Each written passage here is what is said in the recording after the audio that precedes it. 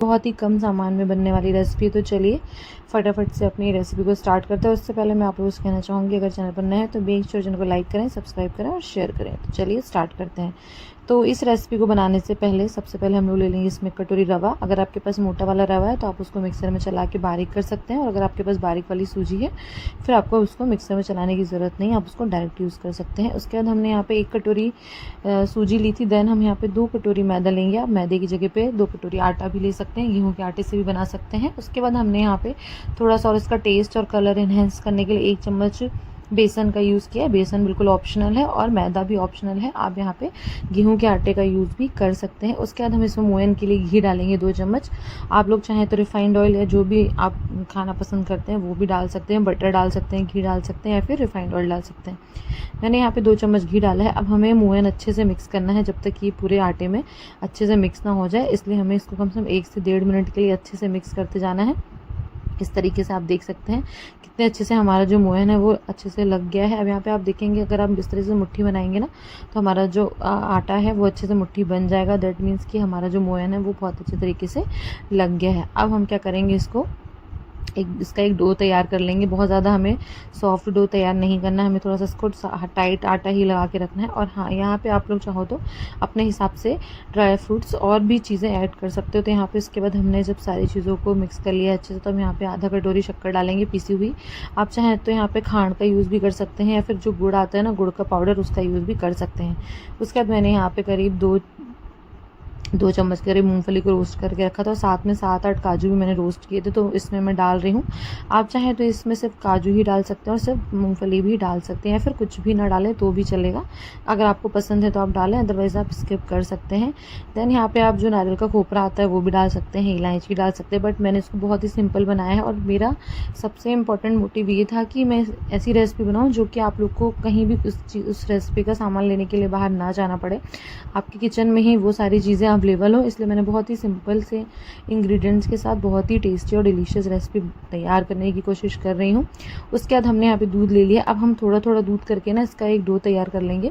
और दूध को एक साथ आपको नहीं डालना है, क्योंकि अगर आप एक साथ डाल दोगे ना तो सबसे पहले तो ये जो हमारा डो है वो गीला भी हो सकता है, और हमें बिल्कुल हार्ड वाला जो डो तैयार होता है ना वो वाला डो लगाना है, बिल्कुल गीला वाला डो नहीं लगाना। इसलिए हम इसको बहुत थोड़ा थोड़ा करके दूध डालेंगे। और प्लस हमने शक्कर डाली हुई, तो अगर हम एक साथ सारा दूध डाल देंगे तो जो शक्कर है ना वो मेल्ट होने लगेगी, तो जो हमारा डो है वो थोड़ा सा सॉफ्ट हो जाएगा, थोड़ा क्या बहुत ज़्यादा सॉफ्ट हो जाएगा। फिर जो हम बिस्किट बना रहे हैं वो बनाने में हमें बहुत ही ज़्यादा दिक्कत आएगी, इसलिए हम यहाँ पे थोड़ा थोड़ा सा करके दूध डालने वाले। और गाइस ये बहुत ही जल्दी बनके तैयार होता है। और अभी आपको तो पता ही है, मानसून आ गया है, बारिश आ गई है, तो घर में बैठे बैठे ना कुछ चटर पटर चीज़ें खाने का मन करता ही है, कभी मीठा कभी तीखा। तो ये मीठे बिस्किट की रेसिपी है एक तरीके से, बहुत ही टेस्टी लगते हैं ये बिस्किट। अगर आप मार्केट से लेकर आएंगे तो शायद वो भी आपको इतने टेस्टी नहीं लगेंगे, लेकिन घर पर आप बनाएंगे ना तो बहुत ही ज़्यादा अच्छे और टेस्टी बन के तैयार होंगे। प्लस हाइजीन मेंटेन रहेगा और बाहर का कुछ भी मिलावटी आप खाने से बच जाएंगे। खासकर अगर आपके घर में बच्चे हैं तो बच्चों के लिए तो बहुत ही अच्छी चीज़ है, उन्हें बहुत पसंद आए। उसके बाद यहाँ पे हमारा डो लग के तैयार है। अब हम इसको 10 मिनट के रेस्ट के लिए रख देंगे। रेस्ट के लिए हमने इसलिए रखा था क्योंकि इसमें सूजी है और सूजी को फूलने में थोड़ा टाइम लगता है।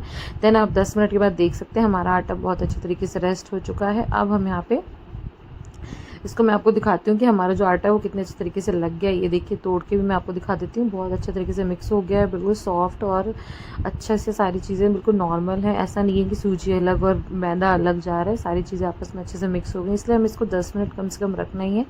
उसके बाद हम क्या करेंगे, जितने भी बड़े बिस्किट आपको बनाने हैं उस हिसाब से आप छोटी छोटी सी आटे का जो पोर्शन है वो लेके इस तरीके से लड्डू जैसा, लोई जैसा शेप बना के रखते जाइए। और उसके बाद हम इसको बेलन की मदद से या जिस भी हाथ से जैसे भी आपका मन करे उस तरीके से हम इसको शेप दे देंगे। और अगर आपके पास कुछ जो कटर आते हैं, शेप कटर जो आते हैं, आप वो भी यूज़ कर सकते हो। जो हार्ट शेप का आता है, लीफ शेप का आता है, स्क्वायर, राउंड, जैसा भी आपको मन करे आप उस तरीके से शेप देकर ये बिस्किट बना सकते हो। लेकिन मैं बहुत ही घरेलू नुस्खा आप लोगों को बता रही हूँ। हम एक प्लेट लेंगे या फिर आप बेलन से भी इसको बेल सकते हो। उसके बाद हमने जो मूंगफली थोड़ी सी तोड़ के रखी थी, क्रश करके रखी थी, उसको हम प्लेट के नीचे प्लेट के ऊपर रखेंगे, फिर उस पर लोई रख देंगे। देन इस तरीके से दूसरी वाली प्लेट से हम इसको प्रेस कर देंगे, तो इस तरीके से ये हमारे जो बिस्किट हैं वो बनके तैयार हो जाएंगे। और आप सोचेंगे ये बिल्कुल शेप में क्यों नहीं बने, तो क्योंकि ये बहुत जो हमने आटा लगाया था बहुत टाइट था और ये बिस्किट जो है वैसे ही बनेंगे। उसके बाद अगर आपके पास शेपर है तो आप फिनिशिंग के लिए उससे कट कर सकते हैं। और अगर आपको लग रहा है कि मूंगफली या ड्राई फ्रूट्स डालने से आपके बिस्किट बिल्कुल ही शेप में नहीं बन पा रहे तो आप स्किप भी कर सकते हैं। ऊपर से आप बस गार्निशिंग कर सकते हैं,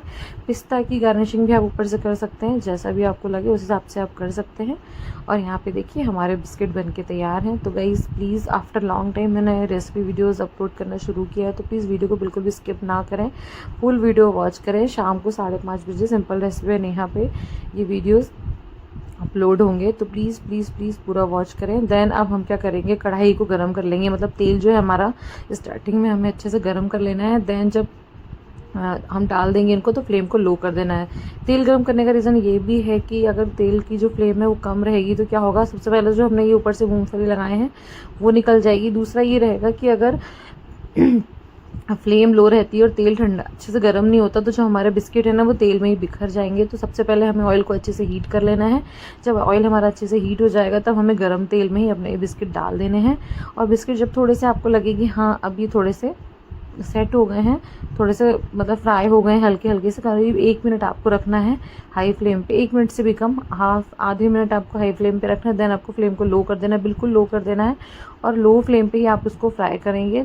कम से कम 5 से 7 मिनट लगेगा एक बैच को फ्राई होने में, क्योंकि थोड़े से मोटे हैं बिस्किट हैं तो बिस्कुट को अंदर तक फ्राई होने में, कुरकुरा होने में कम से कम 5 से 7 मिनट लग जाएगा। तो इसको आपको थोड़ा सा यहाँ पे पेशेंस रखना है हमको। और गाइस आप लोग मेरे वीडियोस कहाँ से देख रहे हो, कौन सी सिटी से देख रहे हो, कहाँ से, क्या नाम है आपका, प्लीज़ कमेंट बॉक्स में कमेंट करिएगा। और हाइप ज़रूर कर दीजिएगा। हाइप का ऑप्शन तो आपको पता ही है, काफ़ी पुराना हो चुका है, तो हाइप भी ज़रूर करिएगा। और वीडियो को बिल्कुल भी स्किप ना करें, पूरा फुल वीडियो देखें और मुझे कमेंट करके बताएं कि आपको ये रेसिपी कैसी लगी और आप लोग कब बनाने वाले हैं, प्लीज़ शेयर करिएगा। और 5:30 बजे आएगा ये वीडियो। और यहाँ पे देखिए ये हमारा पहला बैच ऑलमोस्ट फ्राई हो चुका है। चाय के साथ भी बहुत अच्छा लगता है। मैंने इसमें ना शक्कर ज़्यादा नहीं डाली, अगर आप लोग ज़्यादा मीठा खाना पसंद करते हैं तो शक्कर एक्स्ट्रा भी डाल सकते हैं। तो ये बहुत ही कम शक्कर का है, तो आप इसको चाय के साथ भी सर्व कर सकते हैं। आप कहीं ट्रैवल कर रहे हैं तो इसको आप पैक करके ले जा सकते हैं 4-5 दिन, इवन ये महीनों भर भी अगर आप इसको एयरटाइट डब्बे में भर के रखेंगे ना तो ये महीनों भर भी चलेगा। तो आप अगर किसी को भेजना चाहते हैं या फिर आप खुद घर में बना के रखना चाहते हैं तो आराम से बना के रख सकते हैं। 1 से 1.5 महीने ये आराम से चलेगा। तो आप लोग एक बार ज़रूर ट्राई कीजिएगा और फिर बताइए कि आपको ये कैसी लगी। होममेड बिस्किट हैं, बच्चों को बड़ों को सबको बहुत ही पसंद आने वाले हैं। और अभी राखी और बहुत सारे फेस्टिवल्स अब आना शुरू होंगे तो आप बना के रख सकते हैं।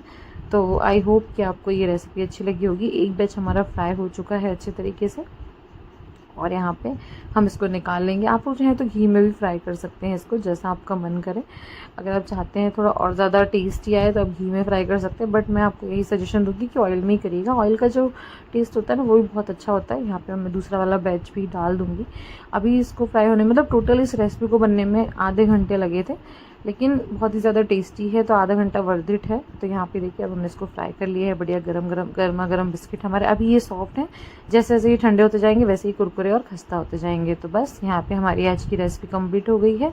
ऐसी ही अच्छी अच्छी और सिंपल रेसिपीज़ के साथ मिलती हूँ नेक्स्ट वीडियो में। तब तक अपना ध्यान रखिए।